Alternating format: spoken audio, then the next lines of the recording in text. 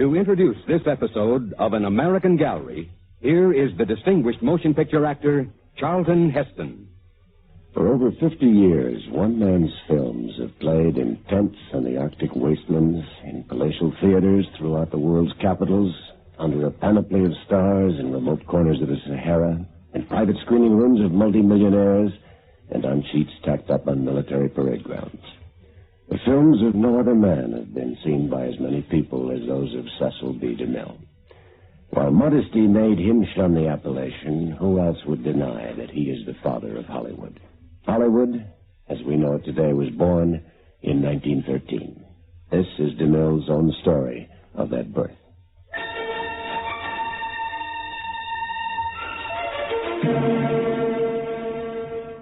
Cecil B. DeMille, motion picture producer, director.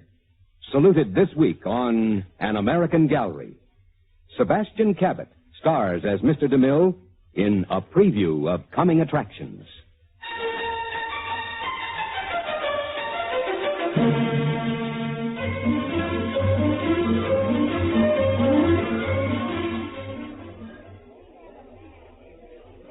There you are, Cecil. Hope you haven't been waiting long. No, just long enough to work up an appetite, Jesse. How did the rehearsal go? Like every other Jesse Lasky production, 2 days before opening. That bad? You know, the good Lord made the earth in 7 days, but he never produced a play. Frankly, producing our first motion picture can't be any worse. Can you reach a menu? Here. Thanks. How did Sam do? Sam Goldface was an excellent glove salesman. He didn't get Griffith to direct? D.W. Griffith likes to work for companies with a little something in the bank to guarantee his salary. And as anxious as he is to make features instead of one-reelers, he's afraid of the trust. Trust? What's that? I don't know why I'm looking at this menu. I'm not hungry anyway. You were saying, the trust. The trust, my young writer of stage plays, controls just about everything involved in the making of motion pictures. They have the patents, and they book the pictures into the theater. They like their moving pictures short so they can keep the audience turning over. But the public likes films with a story. Adolphe Zucker was very successful with that 4-reel French picture he brought over here last year. Yeah, Queen Elizabeth, yes. But he also had Sarah Bernhardt to star, and had to hire legitimate theaters to show it. Motion picture houses were afraid to touch it. They knew that if they did, the trust could keep them from getting any new films. By the way, did you happen to see Queen Elizabeth? No. Have you ever seen a movie, as the public is starting to call them? At least 3 of them.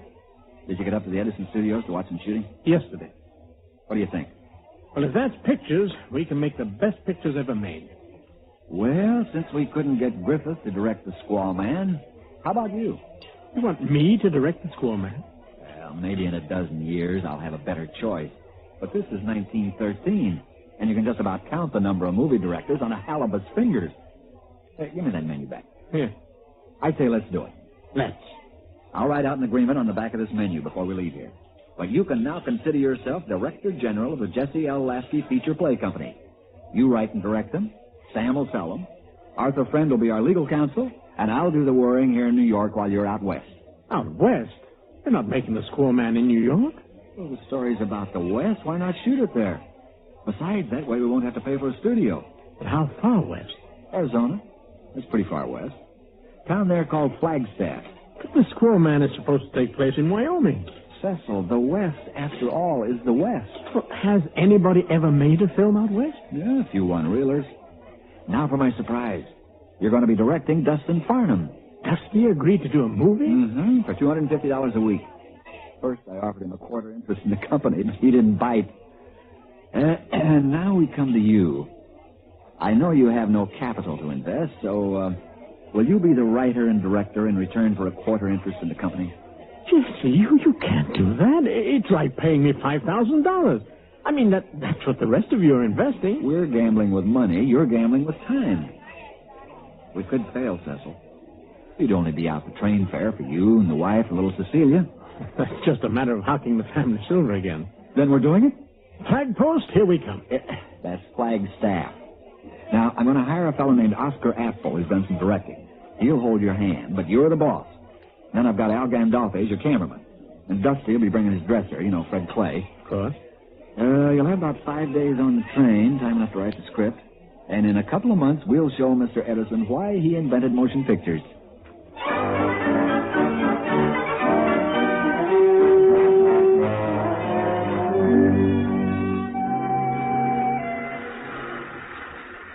Cecil DeMille. This is Oscar Apple. How are you? Fine, thank you. Jesse, where are Dusty and Fred? They just boarded the train. Al's in the baggage car checking his camera on the film. I thought Sam was coming down. He's out selling the pictures. Sonny, well, we haven't even made it yet. Oh, and the egg I'm eating next Sunday hasn't been laid yet either, but my grocer's already agreed to buy it. Oh, for a producer, you come up with lousy analogies. All right. You got a camera, film, a cameraman, an actor, pencils and paper? Now go make me a movie. Yes, but I just thought of something. Where do we develop the film? Develop the film? Develop the film? How do I know? Ask a friendly Indian.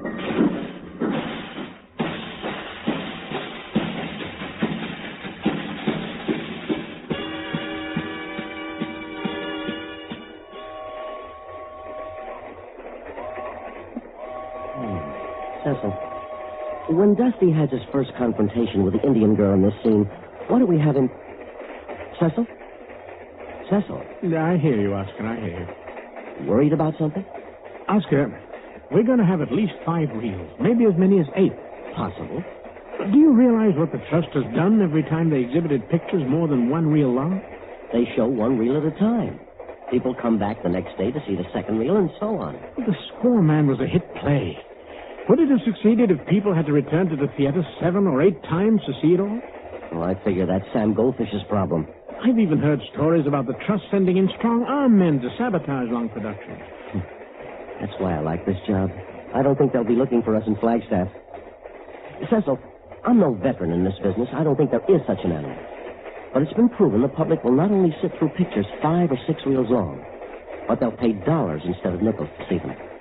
Besides, Mr. Lasky is supposed to do the worrying, not you. Oh, I can't help it. Oscar, every other art form is 1,000 years old or more. Altered, refined through the centuries, but moving pictures are entirely new art. Oh, I'm not talking about the galloping tintypes, as my brother calls them, but films that deal with characters and tell stories. We're mavericks, Oscar. We're not conforming. We're rebels leading a handful of other rebels. And you're feeling the responsibility.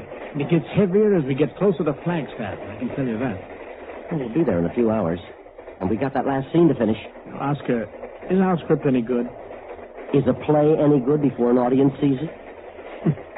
All right. You've made your point. Back to the script. Dusty's last scene with the Indian girl.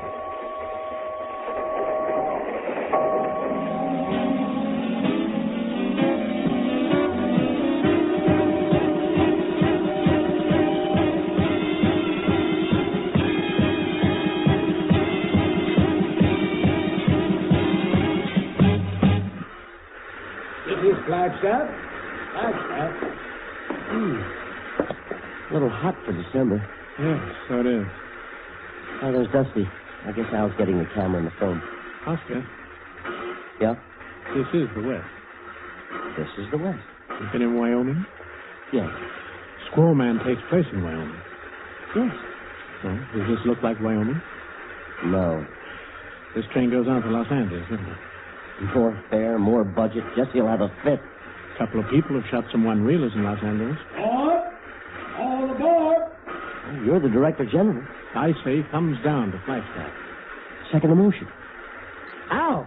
Al! Get the camera back on the train. Go give him a hand, Oscar. Right. Dusty, hurry! Get back on. We're not staying in Flagstaff. Here, you little boy, quick. Give me a hand with this luggage. Fred, on the train. We're going on. Hurry, hurry!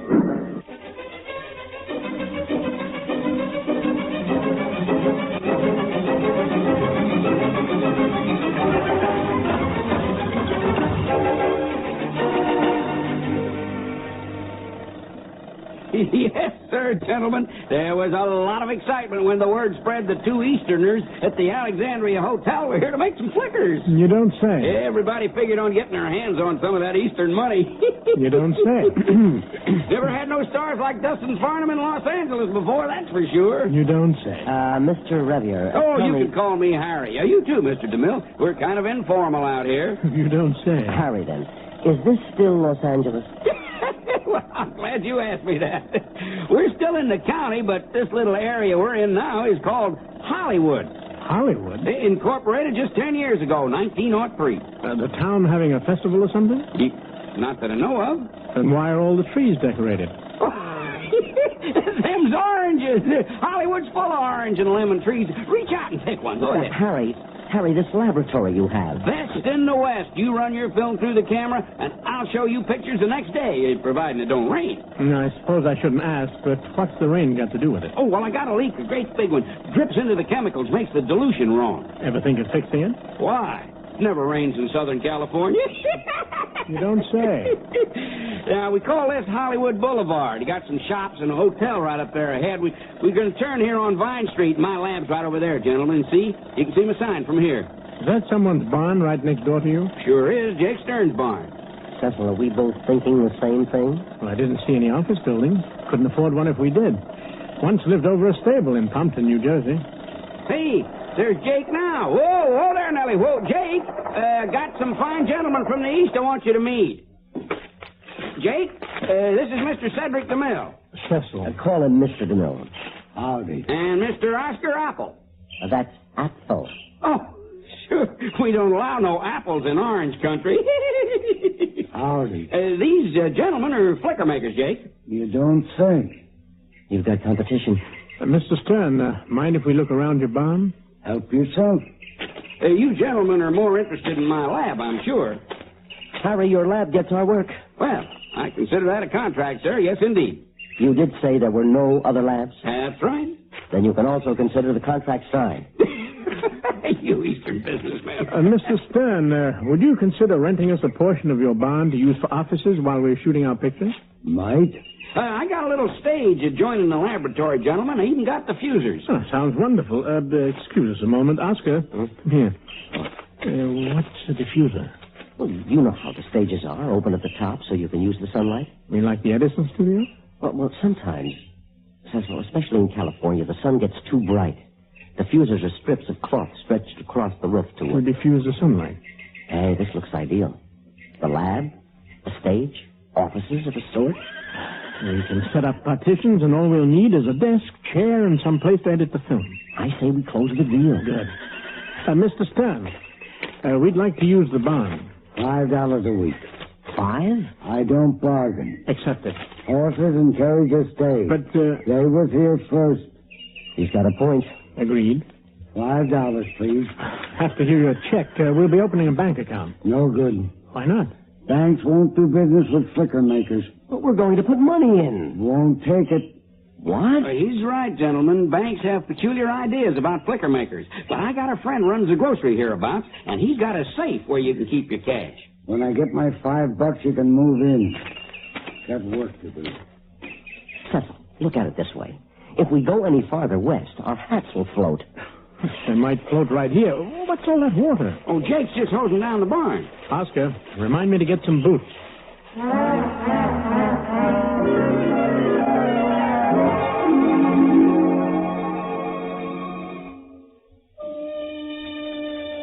My dearest Constance, miraculously things are progressing well. We've scheduled shooting to begin on the 29th, so we'll probably be seeing the New Year in, looking at the footage of our first day's shooting. We're paying some actors as much as $5 a day, but when you consider that Jane Darwell, who's already appeared in some films, demands $10 a day, you can see we're being cautious with our limited funds. I found a small place to rent here in Hollywood and share it with the prairie wolf we use in the film, since I could find no other accommodations for him and find the nights dreadfully lonely without you and Cecilia. With that in mind, our leading lady, Winifred Kingston, has spent her spare time looking for a house large enough to accommodate the three of us. I want the two of you to come out on the first train, and I promise you the wolf will be evicted by the time you arrive. The new house is in the Coenga Pass, a lovely bit of country between Hollywood and the San Fernando Valley. There are only dirt trails, so I'll be purchasing a horse. Your husband will look more like a cowboy than Dusty does, what with the horse, the boots I wrote you about, and the gun I carry. For I live in constant dread that the trust will discover us and sabotage our efforts. Oh, by the way, Oscar thinks I'm foolish because I plan to shoot every scene twice. But I'll feel much more secure knowing that I have an extra negative of each day's work in the house with me. Please telegraph me as soon as you know what train you'll be taking. I must rush over to the lab now to see some tests we shot today. Hug and kiss Cecilia for me, and never, never forget how desperately I miss you. All my love, Cecil.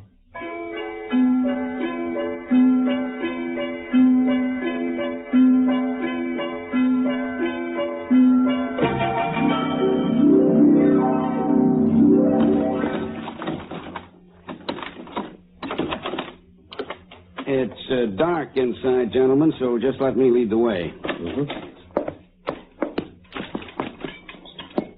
I keep the whole building dark. Could be a light streak someplace, you know, and that won't do for a film laboratory. Then you've already developed a negative and made a print? No, we're fast, but not that fast. I figure you can look at some of the frames through a viewer I got, and then tomorrow we can project the print I'll be making. My feet, they're all tangled up in something. Is that what I've been hearing? Well, I can't imagine. Well, let me see here. Gentlemen, let's take this outside a minute and have a look-see. It's still in the whole mess of it. Well, I can't imagine what It's negative. Well, the only stuff I processed was... All right. Let me see that. No, hold it up to the light. You'll recognize if it's your film. Oscar, it's ours. Oh, I can't understand it. It's all but mutilated. Nobody could make a print from that. I don't know what to say. Mr. Burns and me, we're the only ones with keys.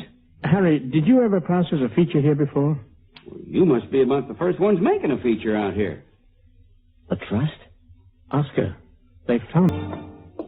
Here are your boots, darling. All dry. Oh, Cecil, you haven't eaten a bite of breakfast. Hmm? Oh, I'll take it with me, dear. 2 eggs, sunny side up. All right. I'll pick some oranges on the way. Are you worried about something? Well, I was just wondering, darling, how come Jake Stern has the cleanest barn in the West, yet I have the dirtiest office? I told you when he's hosing, put your feet on the waste paper basket. I have to let Stella use it. Stella, you told me you fired her because she wanted more money. I did, but I didn't know the typewriter belonged to her. Oh, darling. Is this all really happening? Sometimes I get the feeling that here, you, Cecilia, me, that this is the movie. And what we're getting on film is the reality. Constance, Oscar thinks we're in at the beginning of something very important. We both think Hollywood might be the best place in the whole country to make movies. We've got ideal weather, mountains, deserts, oceans. About the only thing we can't duplicate near here is the North Pole. I can see movies using this terrain, features where the characters share equal billing with the terrain. Do you realize that the Holy Land not only has a similar climate, but that... Huh? You're going to be late. Oh, yes. Did you pack my eggs? You're going to pick oranges. But your lunch is packed, and Cecilia's waiting by your horse. Look out there, Constance. Not a cloud in the sky. Here's your lunch. Oh, this letter came for you yesterday. No? First to this address. I didn't know anybody... What is it? Well, if I didn't know better, I'd say it was a joke. See for yourself. Words pasted from newspapers. Get out of the motion picture field. Close your studio. Heed this if you value your life. What does it mean? Trust. It has to be. What on earth is a trust? Give me that. I want you to forget it, just as I intend to. Now I am late. I'll see you at dinner, darling. Bye.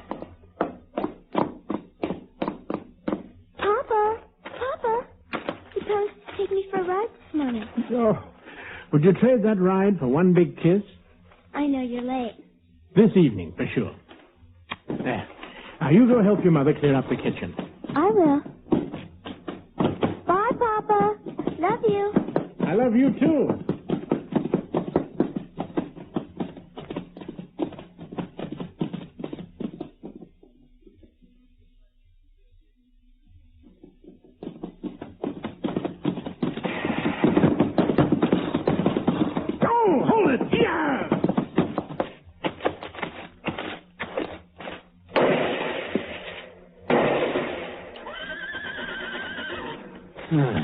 Guess he scares easily. Oh, don't you worry, old girl. He won't shoot again, now that he knows I'm armed. You know something? Either he's from the Trust, or we've just had a brush with our first movie critic. Yeah!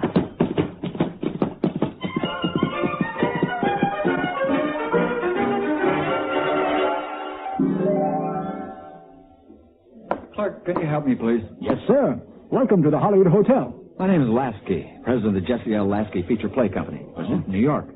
I wonder if you could direct me to my company's studio. Studio? Motion picture studio. Never heard of it. We're having a private showing of our first feature, The Squaw Man. Ever heard of that? No, sir. Well, our Director General is Cecil B. DeMille. Maybe you... Never heard of him either. Don't you ever get out from behind that desk? Oh, say, I just remembered. There's a bunch of people making a movie in a barn down on Vine Street. Now, if you go east on Hollywood Boulevard and turn right at Vine Street...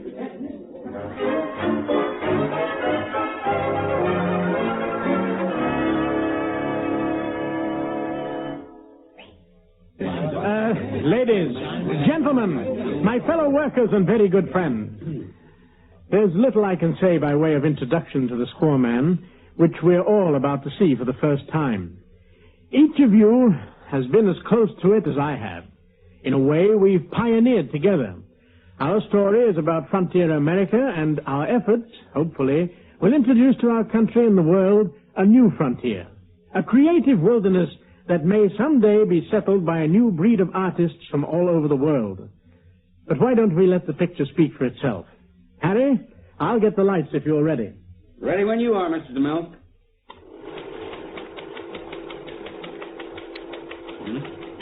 Darling, what's happening? I don't know. Papa, the words are jumping. The picture's skittering off the top of the screen. Harry, is the projector loaded correctly? Sure is. I don't understand it. You're sure it's working right, Harry? I'm positive, Oscar. It's always happening in every scene. Cecil, it must be in the film. Harry, stop the projector. Oh, we're ruined. You know what this means? Sam Goldfish, our attorney, me, we could all face jail sentence. Whatever for? Because we've sold the exhibition rights to this picture. We've had cash advances that we put into the cost of production. He's right. We've sold something we don't even have. Could this be the work of the trust? No, I don't think so, Oscar. Mr. DeMille, look here. I'm holding a piece of your print against a piece of your negative. Let me see that. Now, look close. You'll find something different. Huh? What? The sprocket holes don't line up. Hey, that's right. They don't. What did you use to sprocket your film with, Mr. DeMille? What's he talking about? Wait a minute, Jesse. I think we're a victim of my Dutch thrift.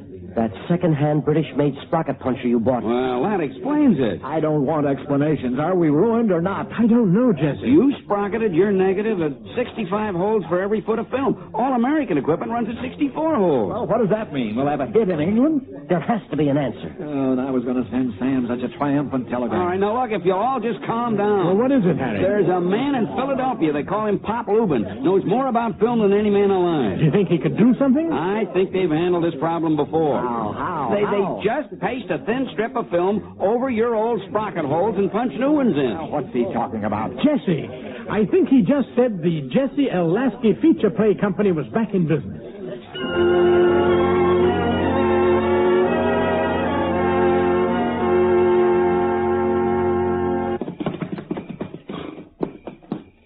Darling, you're so late. Oh, we've been celebrating. Let's go inside by the light. I want to read this to you. Not too loud. The sailor's asleep. It's a telegram from Sam Goldfish. They loved the picture at the trade showing in New York.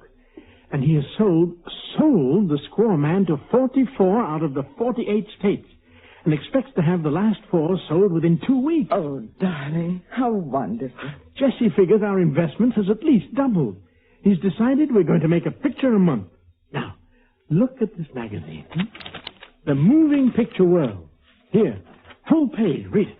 The Jesse L. Lasky Feature Play Company announces the production of Brewster's Millions to be produced by Jesse Lasky, America's most artistic director, employing the skills of Oscar Apple, acknowledged peer of directors and genius of innovators, and Mr. Cecil B. DeMille, master playwright, director, and author of numerous dramatic successes.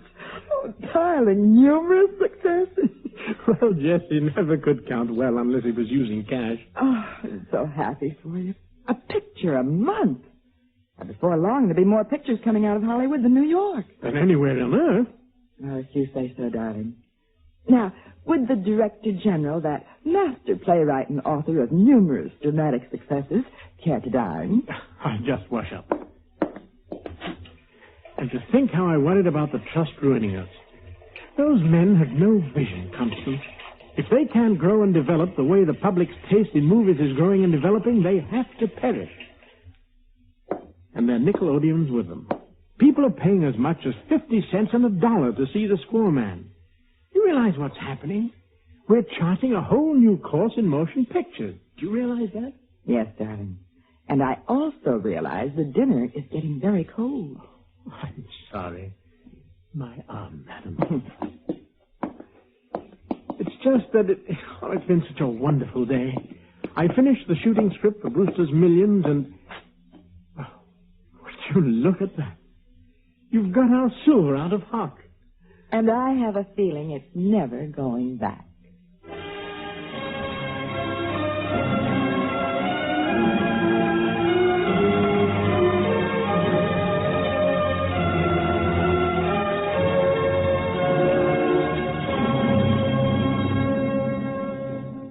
Needless to say, Mrs. DeMille kept her silver.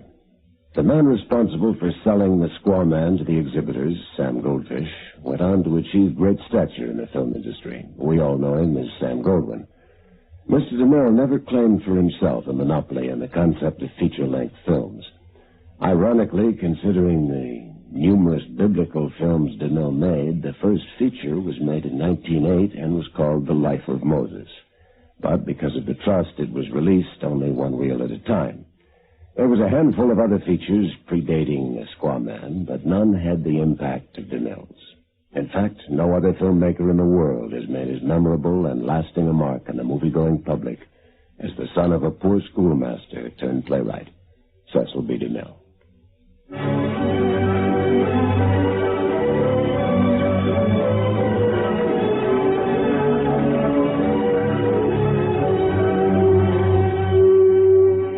This has been another portrait in An American Gallery. Today, a preview of coming attractions starred Sebastian Cabot as Cecil B. DeMille. Featured in the cast were Olin Soule, Sidney Miller, Jack Carroll, Herb Vigran, Jim Nusser, Catherine McLeod, and Mona Lewis. Sound by Gene Twombly. The story was written by Robert M. Young, produced and directed by William Lally. Art Ballinger speaking. This is the United States Armed Forces.